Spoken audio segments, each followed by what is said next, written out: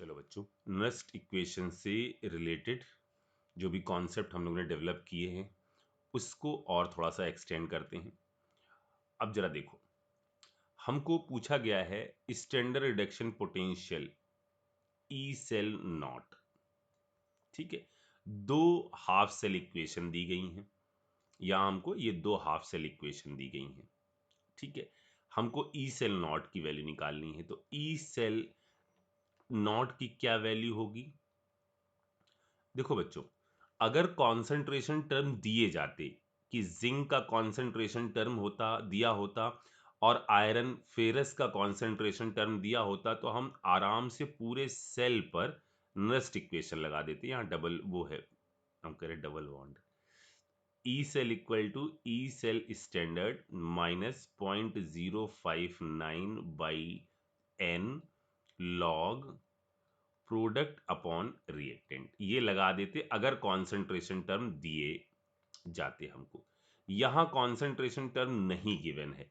अगर हमसे ये सिर्फ इतना बोलते द स्टैंडर्ड रिडक्शन पोटेंशियल बताइए, या सिर्फ बोल देते the reduction potential of this cell, तो भी हम क्या करते, इस वाले टर्म को, ये जो टर्म यहां लिखे हैं ना, इनको हम यूनिटी मानते और उस वक्त जो ई सेल नॉट है वही ई सेल के बराबर होता। अब सर ई सेल नॉट कैसे निकालेंगे? तो ई सेल नॉट निकालने के लिए बच्चों याद करो, हम लोगों ने क्या बात करी थी? E cell naught of right minus E cell naught of left. Standard के लिए नॉट लगा दिया, और यदि स्टैंडर्ड ना होता तो ई राइट माइनस ई लेफ्ट कर देते। ये सिखाया था पिछले एपिसोड में मैंने आपको। बस एक चीज याद रखनी है आपको, ये जो राइट माइनस लेफ्ट मैंने किया है उसमें ये जो वैल्यूज हैं ये आपकी किसकी वैल्यूज हैं? आरपी की वैल्यू है, रिडक्शन पोटेंशियल। तो क्या चीज हमने आपको सिखाई थी कि जिसका रिडक्शन पोटेंशियल ज्यादा होगा उस पर क्या चीज होगी? रिडक्शन होगा, और वो राइट साइड में होगा। जिसका रिडक्शन पोटेंशियल कम होगा उस पर ऑक्सीडेशन होगा, और वो लेफ्ट साइड में होगा। तो पहले एक काम करो, ये देखो कि कौन सा राइट में होगा कौन सा लेफ्ट में होगा, तभी तो राइट माइनस लेफ्ट लगा पाएंगे अपन। ठीक है, तो सबसे पहले ये चेक करो कि ये जो दिए हुए पोटेंशियल हैं ये क्या रिडक्शन पोटेंशियल है या ऑक्सीडेशन पोटेंशियल है। सबसे पहले तो यहां पर कंफ्यूजन आता है कि तुरंत तुरंत सॉल्व कर देते हैं बच्चे। यहां पर देखो, इधर क्या है? ये भी ऑक्सीडेशन पोटेंशियल लिखा हुआ है, ये भी ऑक्सीडेशन, क्योंकि ये ऑक्सीडेशन की प्रोसेस चल रही है, ये भी ऑक्सीडेशन की प्रोसेस चल रही है। ठीक है, अब पहला काम क्या करो, इनको रिडक्शन पोटेंशियल में चेंज कर लो, फिर राइट माइनस लेफ्ट लगा लेना। तो इनको रिडक्शन पोटेंशियल में चेंज करने का तरीका बहुत आसान, क्या कर दो, बस साइन पलट दो। अगर इसके साइन पलट दिए इसका मतलब ये हम रिडक्शन के बारे में बात कर रहे हैं। तो अब हमारे पास राइट का भी रिडक्शन आ गया और लेफ्ट वाले का भी, मतलब दोनों की रिडक्शन की वैल्यू आ गई। अब इसमें चेक कर लो राइट में कौन और लेफ्ट में कौन। ये वैल्यू बड़ी है, ये वैल्यू बड़ी है, ये वैल्यू छोटी है। इसका मतलब इस पर होगा क्या? रिडक्शन। इस पर होगा क्या? ऑक्सीडेशन। ठीक है, हमें तो आरपी का ही काम है, तो हम क्या करें? राइट, राइट की वैल्यू है 0.41 वोल्ट माइनस लेफ्ट, लेफ्ट की वैल्यू कितनी है? 0.76। सॉल्व कर लेंगे अपन। इससे हमको क्या पता चल जाएगा? इस सेल का ई सेल नॉट पता चल जाएगा। ठीक है, ये प्लस में हो गया 0.76 माइनस 0.4153, तो ये वैल्यू आ जाएगी प्लस की 0.53। ठीक है, अच्छा, अब अगला जो पॉइंट इन्होंने यहां उठाया है वो उठाया है spontaneous nature of the cell. देखो बच्चों, वंस अगेन स्पॉन्टेनियस नेचर का आइडिया हमको ई सेल की वैल्यू से लगता है, ना कि स्टैंडर्ड से। लेकिन चूंकि कॉन्सेंट्रेशन टर्म नहीं पता है हम उसको यूनिटी मान लेंगे। जो वैल्यू ई सेल की होगी वही वैल्यू ई सेल नॉट की होगी। ठीक है, तो हम डेल्टा जी नॉट से ही सोच सकते हैं कि सेल स्पॉन्टेनियस वर्किंग कर रहा होगा या नहीं। तो कैसे? -NFE सेल बोला था, ठीक है। ये वैल्यू कैसी आ रही है? पॉजिटिव, यानी ओवरऑल डेल्टा जी नॉट या डेल्टा जी ये आपका कैसा आ रहा होगा? ये आपका निगेटिव आ रहा होगा, यानी प्रोसेस स्पॉन्टेनियस हो रही होगी। ठीक है, मैं धीरे धीरे इसलिए चल रहा हूं कि मुझे लगता है कि जब समझ में आएगा ना तो आप ज्यादा बेटर परफॉर्म कर पाओगे। ठीक है, तो ये यदि पॉजिटिव तो डेल्टा जी कैसा हो जाएगा? निगेटिव। अच्छा, कोई पूछे स्पॉन्टेनियस नेचर के लिए रिस्पॉन्सिबल क्या है? ई सेल का पॉजिटिव होना या ई सेल स्टैंडर्ड का पॉजिटिव होना? तो क्या होगा? ई सेल का पॉजिटिव होना। कोई पूछे स्पॉन्टेनियस नेचर के लिए क्या चीज सही है? डेल्टा जी नॉट का निगेटिव होना या डेल्टा जी का निगेटिव होना? तो डेल्टा जी का निगेटिव होना। यहां पर तो लकली कुछ नहीं पता है तो हमने इससे काम कर लिया। आ रही बात समझ में? तो ये है इंफॉर्मेशन स्पॉन्टेनियस नेचर को चेक करने की। अब मैंने अगला सवाल बिल्कुल ऐसा ही रखा है ताकि आप इसमें भी दिमाग लगा सको। ठीक, पहले देखो इसके अंदर पूछा क्या गया है? डेल्टा जी नॉट पूछा गया है, यानी हमको क्या चीज चाहिए? हमको चाहिए -NFE सेल का नॉट। एन क्या है? जो इलेक्ट्रॉन कटेंगे मेन सेल इक्वेशन में, जो इलेक्ट्रॉन कटेंगे मेन सेल इक्वेशन में, तो जाहिर सी बात है यहां दिख ही रहा है कि दो ही इलेक्ट्रॉन कट रहे हैं। ठीक है, अच्छा, यहां मेन सेल इक्वेशन क्या होगी? अगर हम मेन सेल इक्वेशन लिखना चाहें तो देखो, दोनों के पहले चेक करो कि कौन से पोटेंशियल लिखे गए हैं। ये रिडक्शन पोटेंशियल है, ठीक है, यानी इस पर हो रहा होगा क्या? रिडक्शन। ये कौन सा पोटेंशियल है? ये भी रिडक्शन पोटेंशियल है, लेकिन इसकी वैल्यू कैसी है? कम। मतलब इस पर क्या हो रहा होगा बच्चों? ऑक्सीडेशन। तो यहां यदि मेन सेल इक्वेशन में लिखूं तो मैं इसको ऐसे लिखूंगा, हालांकि यहां जरूरत नहीं है लेकिन सीख लेते हैं अपन सारी चीजों को। Fe+2, 2 इलेक्ट्रॉन, ठीक है। दूसरी एक्सप्रेशन क्या आ गई? Twice of H plus 2 electron plus half of O2 give H2O liquid. ठीक है, ये कट गए, ये हमारी मेन सेल इक्वेशन हो गई। Fe solid plus twice of H plus half of O2 change into Fe+2 और H2O।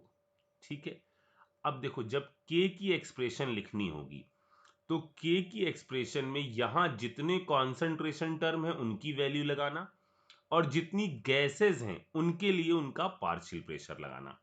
ठीक है, अगर दिया जाता, अभी तो कुछ भी दिया नहीं है, अभी तो अपन टेंशन फ्री है। अभी तो अपन को क्या करना है? अभी तो अपन को सेल वेल बनाना ही नहीं है, हमको तो बस ये देखना है कि क्या दोनों रिडक्शन लिखे हुए हैं। हाउ रिडक्शन लिखे हुए हैं, तो क्या कर दें हम? सीधे सीधे राइट माइनस लेफ्ट कर दें, राइट माइनस लेफ्ट कर दें। ठीक है, राइट माइनस लेफ्ट करने पर क्या चीज आ जाएगी? ई नॉट आ जाएगा, उसको यहां पटक देना। एन कितना लगा दोगे? 2। एफ कितना लगा दोगे? 965,000 कूलाम। ये आ गया वोल्ट में, जो भी पोटेंशियल आ रहा है। जूल में वैल्यू आ जाएगी, किलो जूल के लिए आप डिवीजन करिएगा 1000 से, चेक करो क्या वैल्यू आ रही है। ठीक है, आगे बढ़ते हैं। अगला सवाल जेई एडवांस 2017 का है। इस सवाल में क्या कहा जा रहा है? इस सवाल में Zn कन्वर्ट हो रहा है फिर से Zn+2 में, अपना मेन सेल जैसा हमने शुरुआत करी थी पढ़ना।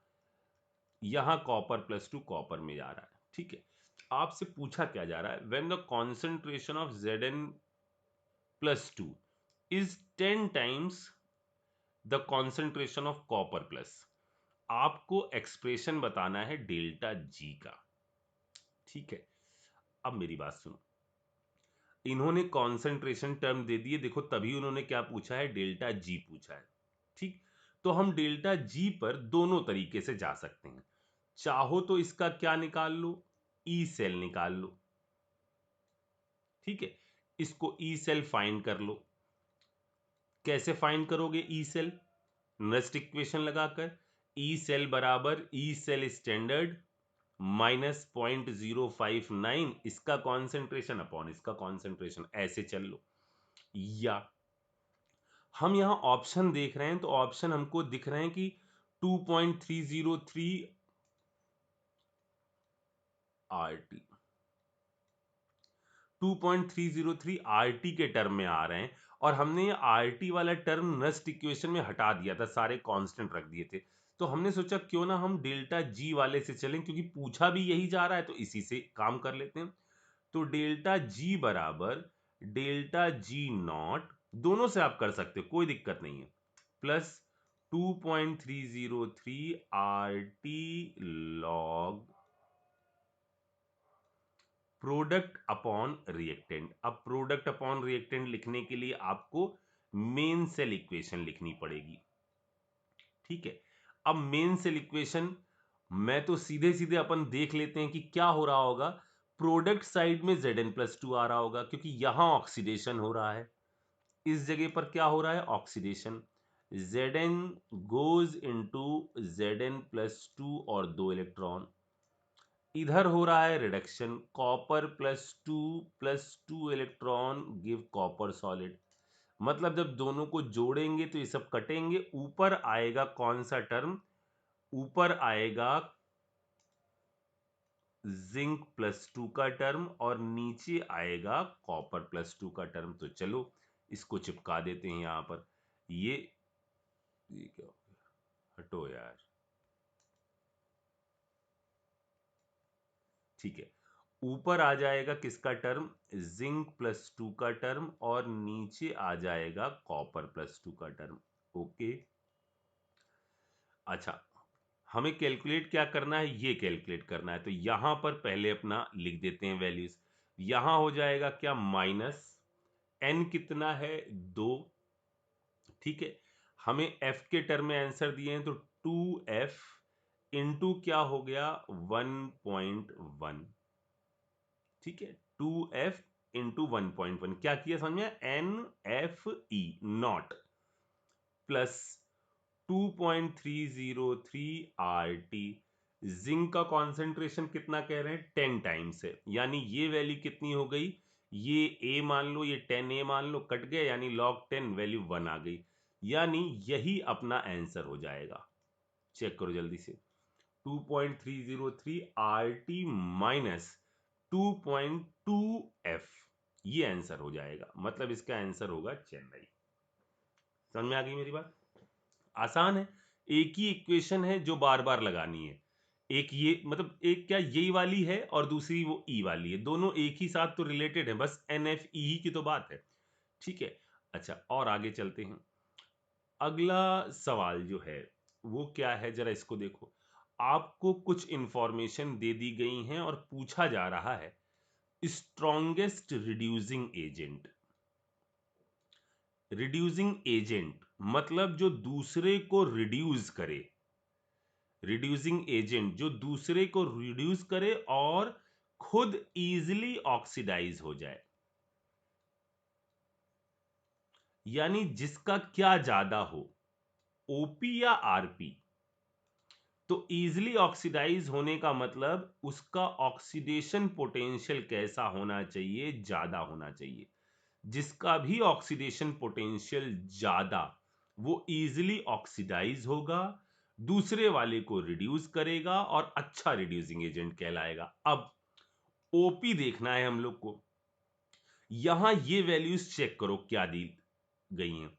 यहां 0 से -1 यानी ये आरपी दिया गया है, ये भी आरपी दिया गया है, ये भी आरपी +6 से +3 ये भी आरपी दिया गया है, ये भी आरपी दिया गया है। समझ में आ रही मेरी बात? अब दिमाग लगाओ कि यदि हम उल्टा करते इस प्रोसेस को, यानी इधर मैं ये लिखता E0 ऑफ Mn+2 से MnO4- ये लिखता, तो अब ये क्या हो जाता, अब ये ओपी हो जाता और इसकी वैल्यू कितनी हो जाती, -1.51 वोल्ट। तो Mn क्या आराम से MnO4 माइनस में आता नहीं, क्योंकि इसकी वैल्यू तो बहुत छोटी है। ठीक, इसका मतलब यदि मैं सारी रिएक्शन को पलटूं तो एक माइनस यहां आएगा, एक माइनस यहां आएगा, लेकिन सोचना अब किधर से है, इधर से सोचना है, क्योंकि ऑक्सीडेशन पोटेंशियल, रिडक्शन पोटेंशियल तो MnO4 माइनस से Mn+2 में था, ये रिडक्शन था।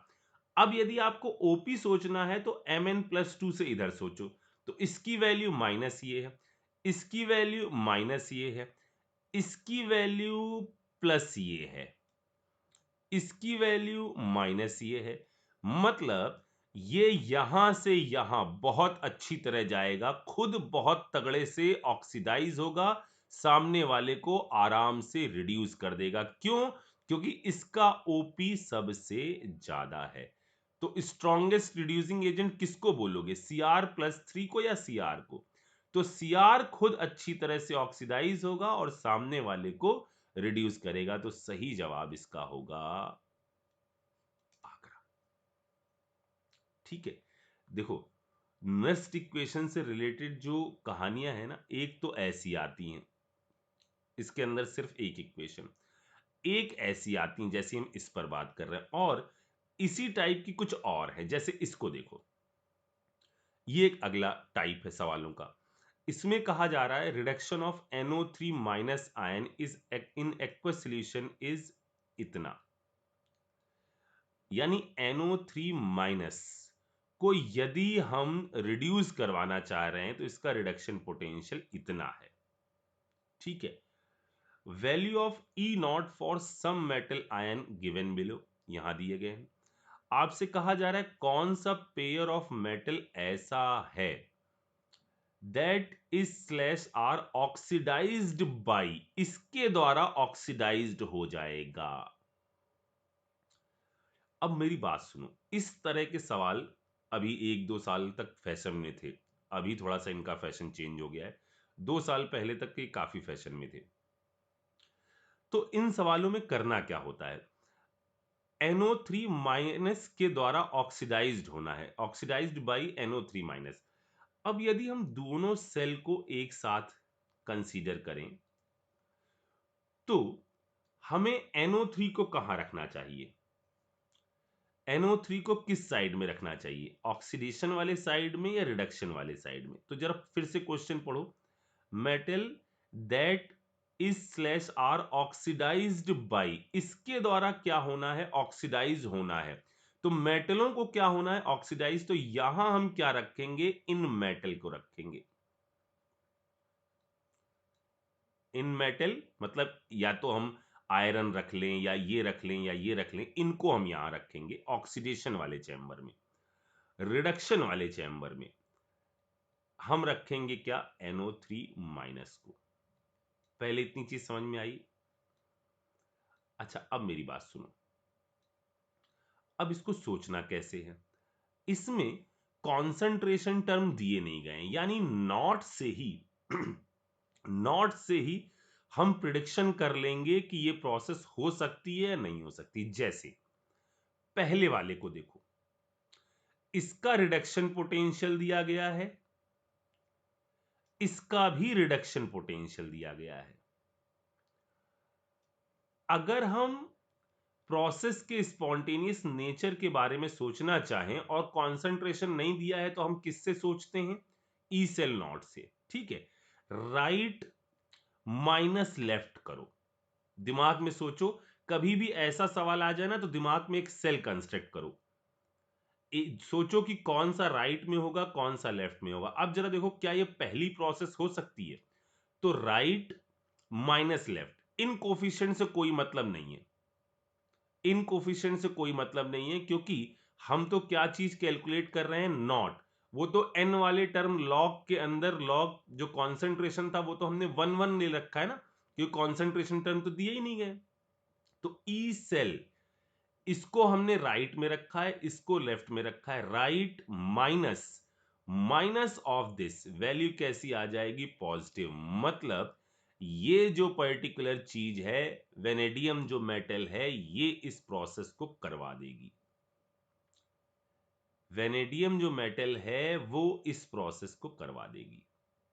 ठीक है, अच्छा सर वेनेडियम क्यों करवाएगी? अबे ये तो रिडक्शन लिखा हुआ है ना, हमें तो मेटल पूछा जा रहा है कि कौन सा ऑक्सीडाइज करवा पाएगा, तो मेटल यहां लिए गए हैं।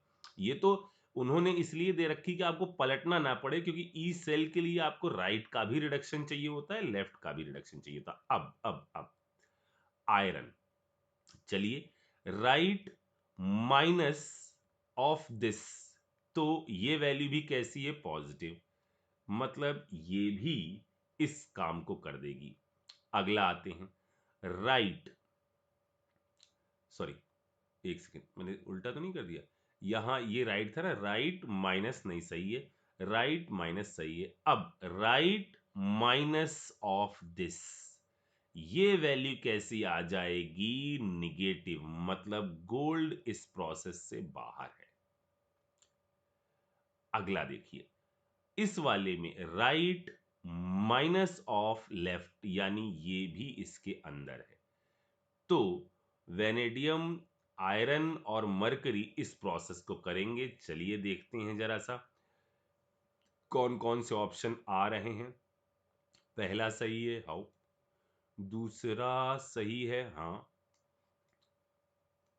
नहीं, हाँ, ठीक है, ओके, और आगे बढ़ते हैं। अगला देखो बच्चों सवाल, ये अच्छा सवाल है काफी।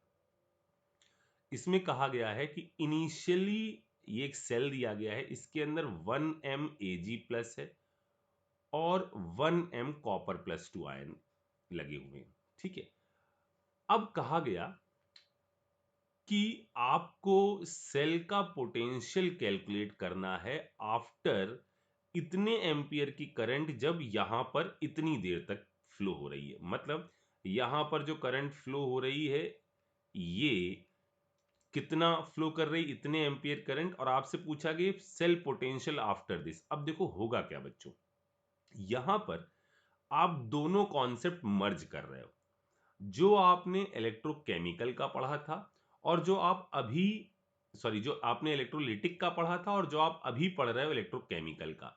ठीक है, कितने इक्विवेलेंट करंट के आ रहे हैं, उतने इक्विवेलेंट ही आयन कंटेनर में आएंगे और इधर की तरफ जाएंगे, क्योंकि ये इलेक्ट्रोड क्या हो रहा है? ऑक्सीडाइज हो रहा है, और यहां पर क्या हो रहा है? रिडक्शन हो रहा है। तो जितने इक्विवेलेंट चार्ज के आएंगे, उतने इक्विवेलेंट ही चीजें जो हैं वो डिपॉजिट और लिबरेट होंगी। मतलब इधर से इधर आएंगी या इधर से इधर आएंगी, यहां से सॉल्यूशन के अंदर और यहां से सॉल्यूशन पे रॉड पर। ठीक है, बस अब कुछ चीजें याद रखना, जितने इक्विवेलेंट करंट के आएंगे उतने इक्विवेलेंट एजी प्लस में चला जाएगा।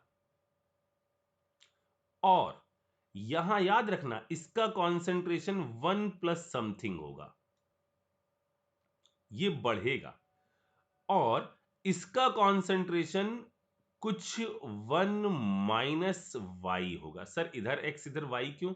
क्योंकि इसमें जितने इक्विवेलेंट आ रहे हैं उतने ही मोल में इसमें इजाफा होगा, लेकिन यहां जितने इक्विवेलेंट आ रहे हैं उसका आधा यहां से घटेगा। ठीक है, तो दोनों के आपको एम पता चलेंगे। फिर आप ई सेल की एक्सप्रेशन लिखिएगा, E cell equal to E cell naught minus 0.059/2 log, ऊपर आएगा एजी प्लस का कॉन्सेंट्रेशन और नीचे आएगा क्या? सीयू प्लस का कॉन्सेंट्रेशन, सीयू प्लस 2 का कॉन्सेंट्रेशन। ठीक है, ये पहले वाली जब 1 1 है तो इसकी ई सेल के बराबर ही होगी। और जब आपने यहां से 1 1 के बराबर होगी, इसके अंदर कुछ और इंफॉर्मेशन दी होनी चाहिए। इनिशियली 1 1 दिया है, calculate the cell potential after this, तो 1 1 दिया है, तो इधर हमको कुछ वैल्यूज दी जानी चाहिए। बच्चों यहां हमने पूरा नोट नहीं किया है, आप तो मुझे ये बता दो कि जब इतने इक्विवेलेंट करंट पास हो जाएगी, ठीक है, तो न्यू सेल का रिप्रेजेंटेशन क्या होगा? सिर्फ आप इतना बता दो कि यहां डब्बे के अंदर मैं कॉन्सेंट्रेशन क्या लिखूं। न्यू सेल रिप्रेजेंटेशन के बारे में आप तो इंफॉर्मेशन दे दो। ठीक है, चलो अब मैंने बहुत बोल लिया, इस वाले को आप करो जल्दी से। ठीक, अच्छा अब मेरी बात सुनो, यहां पर मैं कॉन्सेप्ट आपको सिखाऊं और वो कॉन्सेप्ट ये है कि जो हम लोग ने डेल्टा, ऐसे मैं लिख देता हूं, सेल पोटेंशियल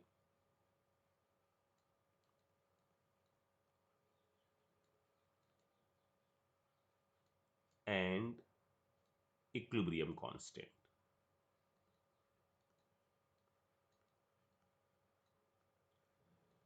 ठीक है, यहां मैं क्या बात करने वाला हूं, जैसे हम लोग ने जो डेल्टा जी की फॉर्म में एक्सप्रेशन देखी थी बच्चों, डेल्टा जी बराबर delta G not plus 2.303 R T log Q, ये थी।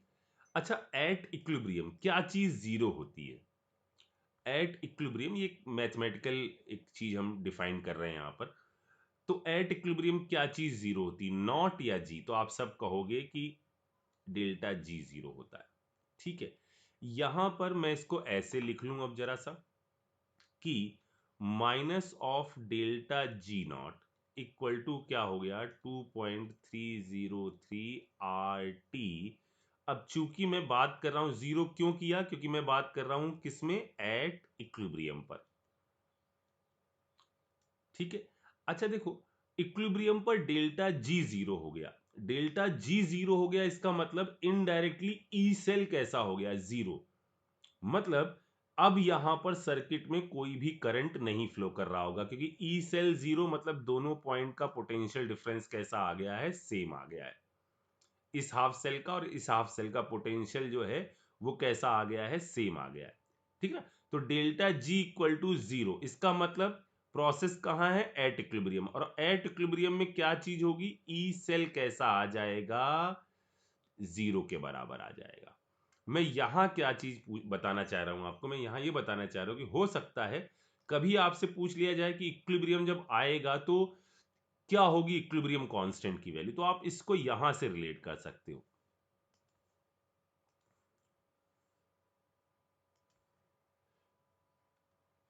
Log K.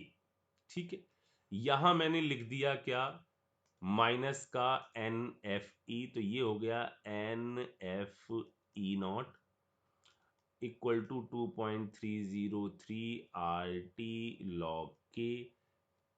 बिल्कुल आराम आराम से चल रहा हूं, देखो बच्चों, E cell naught is equal to, ये इधर चला गया। अब मैंने इस कांस्टेंट इस कांस्टेंट इस कांस्टेंट को रख दिया, तो क्या वैल्यू आ गई, 0.059 बाई एन लॉग ऑफ के।